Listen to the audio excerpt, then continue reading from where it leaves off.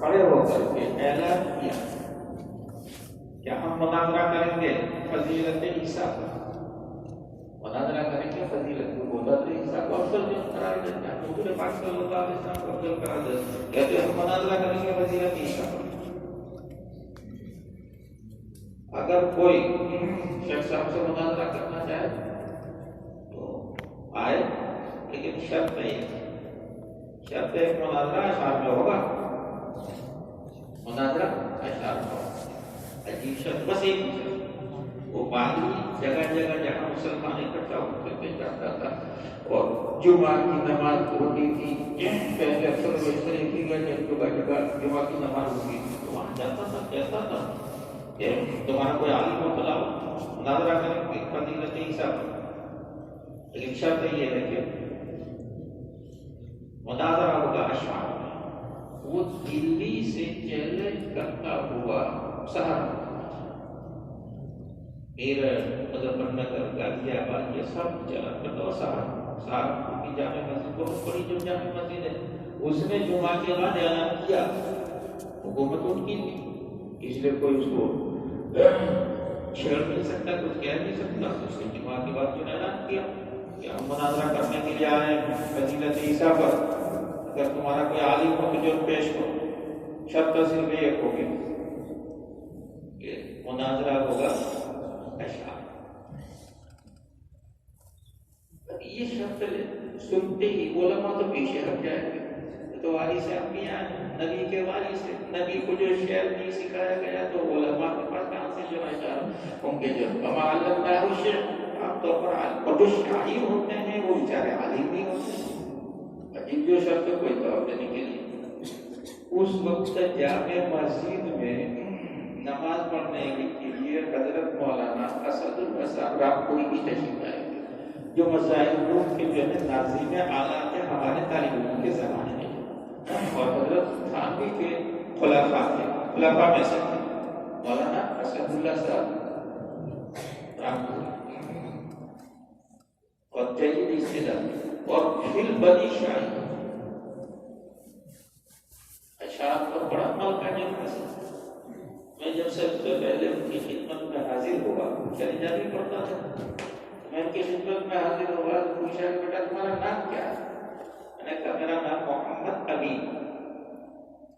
ابھی تو میں بتلا کر کے فارغ ہوا تھا کہ حضرت نے سجا ملا دی اور کہا کہ عزیزم مکرم محمد امین، عزیزم مکرم محمد امین، خدا تم کو رکھے ہمیشہ.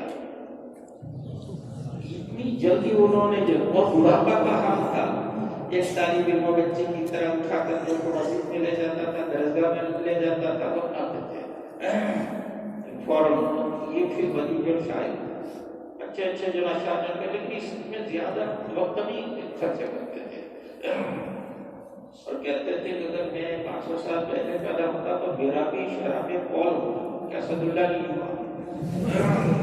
داہی شریف پڑھاتے تھے، داہی شریف پڑھاتے تھے. حضرت شیخ زکریا کے زمانے میں حضرت شیخ مجھے بخاری شریف پڑھاتے تھے، یہ تحاوی شریف پڑھاتے تھے. تو انہوں نے کہا کہ اب پادری سے ہم مناظرہ کریں گے، ہم مناظرہ کریں گے، وقت طے کرو. کل اسی وقت طے ہو گیا، میدان جگہ بھی طے ہو گئی، پورا جو میدان کے اندر جو مناظرہ جو ہوگا وقت مقررہ پر سب لوگ حاضر ہو گئے، پورا میدان بن گیا. اسٹیج پر علماء تھے، وہ پادری صاحب اپنی میم صاحبہ کو ساتھ لے کے آئے، وہ تو میم صاحبہ کے ساتھ ہی چلتے ہیں. علماء نے اعتراض کیا کہ نہیں اسٹیج پر عورت نہیں ہو سکتی، ہم تو عورت کے ساتھ ہی رہیں گے.